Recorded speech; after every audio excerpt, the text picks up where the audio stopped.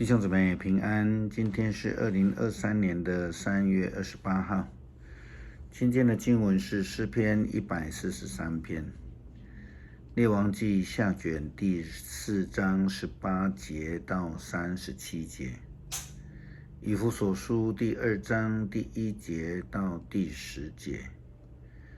今天要跟大家分享的主题是基督里的新生命。我们说新生命重生，死而复活。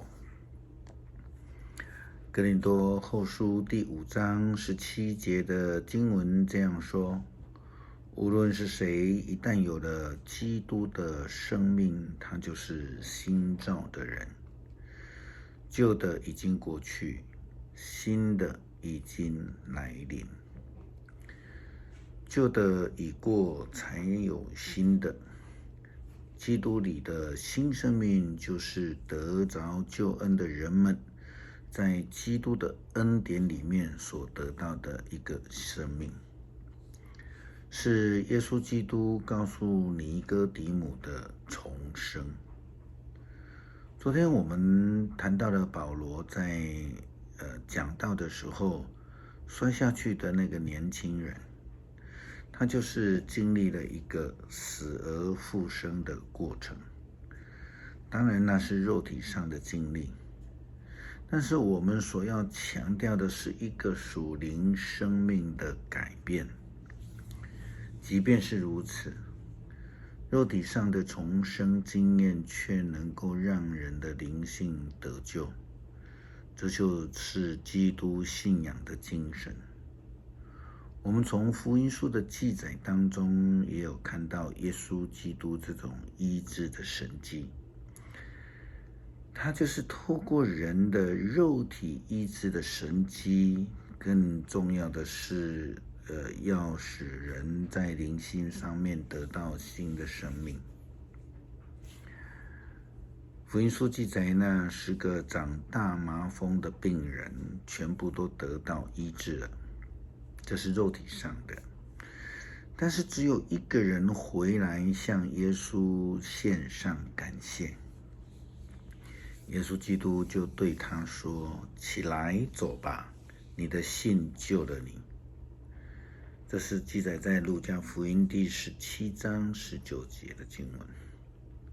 10个得医治的麻风病人当中，就只有一个，这一位回来献上感谢的人，他得着了基督里的新生命。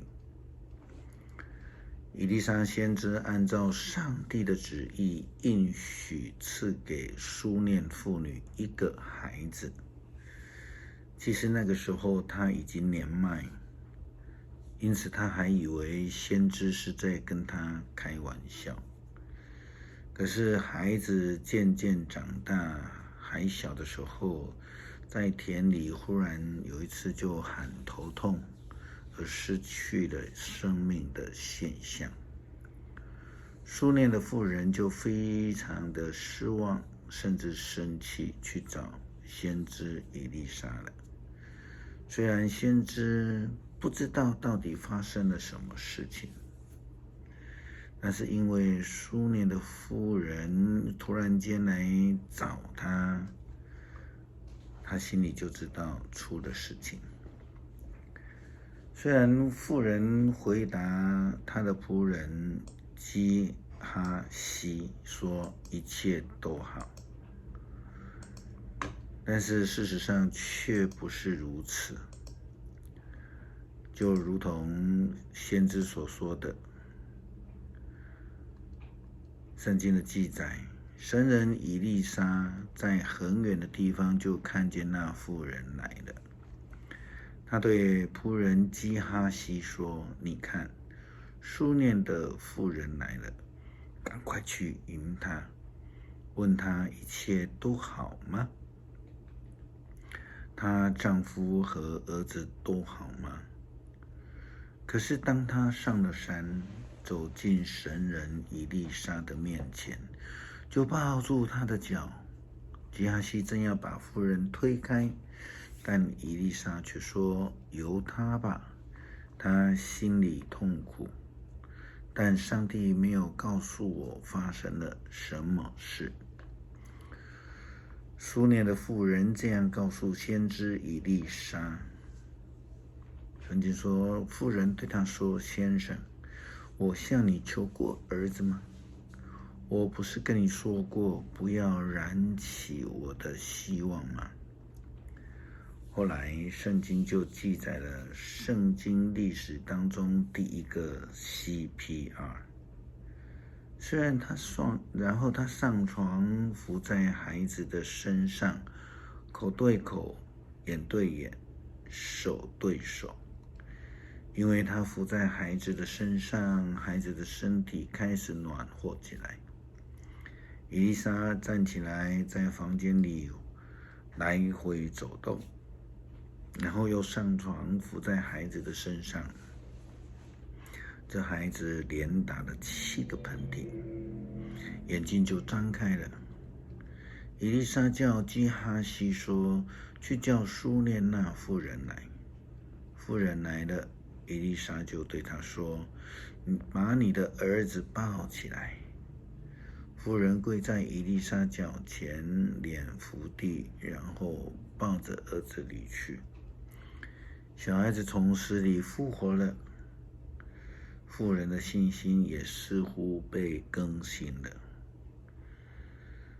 或许他终于发现，以利沙的上帝不但是那一位在不可能当中赏赐了他儿子的上帝，也是在人极危难的时候的帮助，能够使人从死里而复活。就基督信仰的角度来看，灵性的角度来看，就如同保罗所教导我们的：从前你们因犯罪违抗上帝的命令，你们在灵性上是死的。那时候你们随从这世界的邪风恶俗，顺服天界的掌权者，就是管辖着那违抗上帝命令的邪灵。其实我们每个人从前都是跟他们一样，放纵本性的欲望，随从肉体和意念的私欲。因此我们跟别人没有差别，都注定了要受上帝的惩罚。因为保罗也告诉我们，罪的代价就是死。虽然如此，就如同以利沙看到苏念的妇人，就起了怜悯之心来帮助他一样，让他的儿子能够得到上帝的医治，而得到复活的生命。上帝他也赐下了怜悯恩典给活在罪中的人，让人们能够得到上帝丰盛的恩典。保罗说，但是上帝有丰盛的怜悯，他对我们的爱浩大无穷。我们的灵性在违命的罪中死了的时候，他使我们跟基督一同再活过来，是他的恩典救了你们。上帝已经使我们在基督耶稣的生命里跟基督一同复活了，一同在天上掌权。他这样做是要向世世代代表明他极大的恩典，就是他从基督耶稣向我们显现出来的慈爱。你们是靠上帝的恩典凭信心而得救，这并不是出于你们自己的行为，是上帝的恩赐。既然不是靠行为，你们就没有什么好夸口的。上帝是我们的创造者，他借着基督耶稣改造了我们，要我们行善，这是他早已计划要我们去做的。因为我们是靠着信心而得救而复活的，也是因着耶稣基督的救恩而得的。因此，这个生命不再是属于我们自己的，而是属于耶稣基督里的新生命。诗篇143篇。上主啊，求你听我的祷告，求你垂听我的呼求。你信实，求你回答我；你公义，求你抚允我。求你不要审判我，你的仆人，因为在你面前没有无辜的人。我的仇敌逼迫你，彻底打败我。他把我囚禁在黑暗的牢房里，我像死了许久的人一样。因此我不敢再存希望，我心里悲愁绝望。我追念以往的日子，思念你一切的工作，回忆你所做的事。我向你举手祷告，我渴慕你，像干旱的地盼望雨露。